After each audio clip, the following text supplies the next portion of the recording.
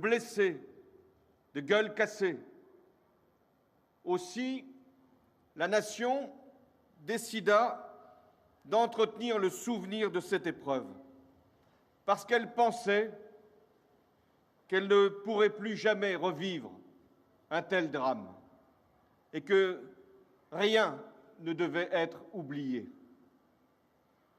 Le 11 novembre 1919, une minute de silence fut observée partout en France, dans tous les villages et dans toutes les villes de France. Le 11 novembre 1920, la dépouille d'un soldat fut déposée sous l'Arc de Triomphe. Il avait été choisi parmi tous les corps anonymes recouverts de l'uniforme français sur le champ de bataille de Verdun. Ensuite, ce fut une loi. Elle intervint en 1922 et elle institua le 11 novembre, jour de commémoration de la victoire et de la paix. Ainsi, à partir de 1922, d'année en année, le 11 novembre fut célébré. Mais en 1940, lorsque notre pays fut occupé par les nazis et administré par le régime de Vichy, il fut interdit de rendre hommage aux combattants de la Grande Guerre. Ainsi, l'outrage aux morts s'ajoutait à l'humiliation des vivants. Se rassembler ce jour-là, le 11 novembre, devenait un acte de résistance. Le 11 novembre 1940 fut donc le premier. Plusieurs milliers de lycéens et d'étudiants à Paris, qui ne savaient pas à quel point ils aimaient leur pays, avaient défié les Allemands en allant manifester devant la tombe du soldat inconnu.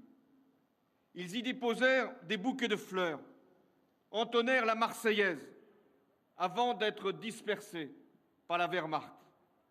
Plus d'une centaine furent arrêtés et leurs professeurs pourchassés.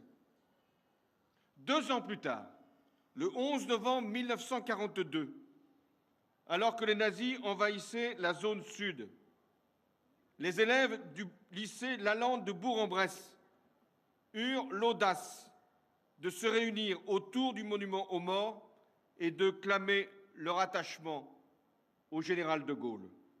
Beaucoup, là encore, rejoignirent ensuite le maquis, au point que le lycée Lalande de Bourg-en-Bresse a été médaillé de la Résistance. C'est le seul établissement public civil à l'avoir été. Pour le 11 novembre 1943, le Conseil national de la Résistance, relayé par Radio Londres, voulait marquer les esprits. Il demanda donc aux Français de l'intérieur d'imaginer des initiatives d'envergure. Un homme, ici, Henri Roman-Petit, ancien combattant de 1914, chef de l'armée secrète et des maquis de l'Ain, répondit à cet appel. Il entendait même lui donner un écho exceptionnel. Il planifia donc l'organisation d'un défilé qui aurait les mêmes formes, le même cérémonial, le même sens patriotique qu'au temps de la République, comme si le pays avait déjà été libéré. Restait un lieu à trouver. Ce fut Oyonnax. Pourquoi Oyonnax? Sans doute parce que les Allemands n'y tenaient pas garnison. Ce n'est pas la raison principale. C'est surtout parce que l'esprit de collaboration ne prospérait pas dans cette ville. Le maire de l'époque, avant d'être destitué par Vichy, avait refusé de voter les pleins pouvoirs au maréchal Pétain. Il s'appelait René Nicot. Et la population d'Oyonnax se souvient, et en même temps, elle était, à cette époque, en adhésion avec la résistance. L'opération fut monté avec une méticulosité parfaite. La ville fut isolée par les maquisards. Ils disposèrent des barrages sur toutes les routes d'accès. L'armée des ombres avança alors en pleine lumière, en plein jour. 3 compagnies, 120 hommes, marchèrent en rang serré, comme dans la plus pure tradition militaire.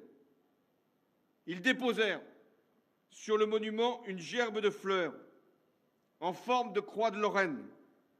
Ils y avaient inscrit ces mots qui résonnent encore dans chacune de nos têtes: les vainqueurs de demain à ceux de 14-18.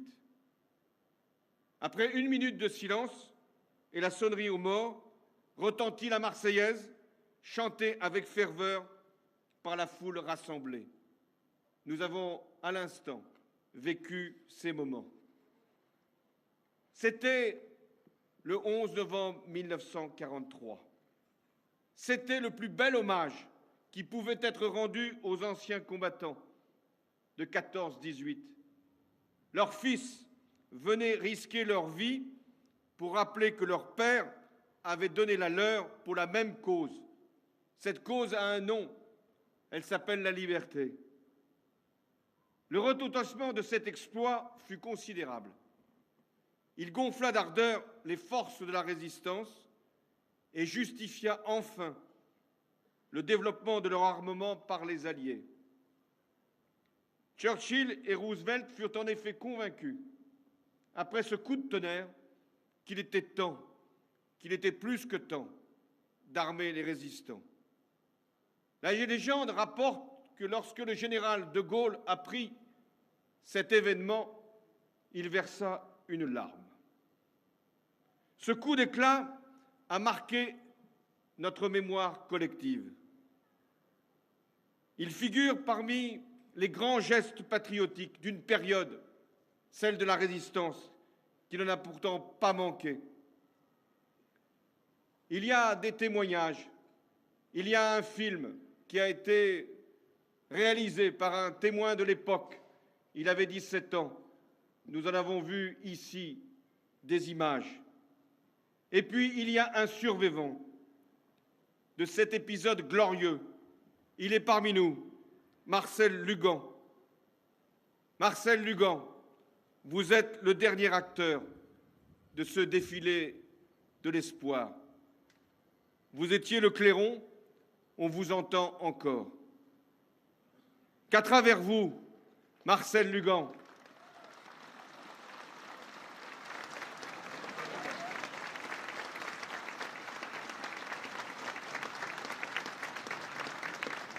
oui, qu'à travers vous, au-delà de vous, soit soignée la résistance, celle qui préparait les combats dans les fermes du Bugey, qui recevait les parachutages nocturnes dans les plaines de la Bresse et de la Dombes, celle qui accueillait les réfractaires du STO. Oui, tous ces résistants ont permis la libération de la France.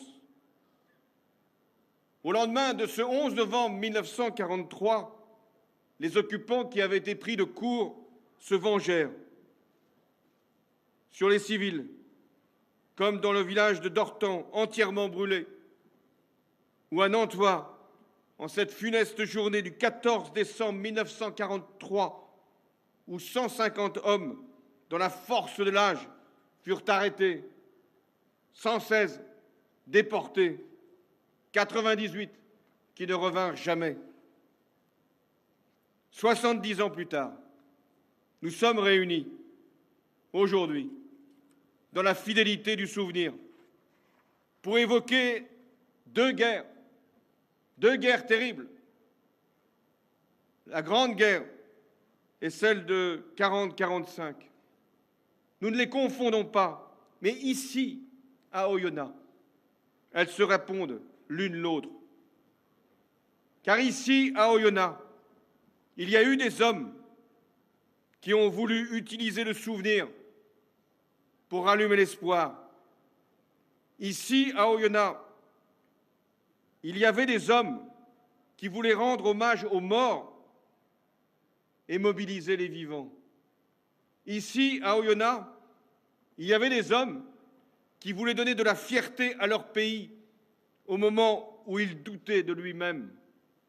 Ici, à Oyonnax, il y avait des hommes, pas simplement des Français, mais aussi des républicains espagnols qui portaient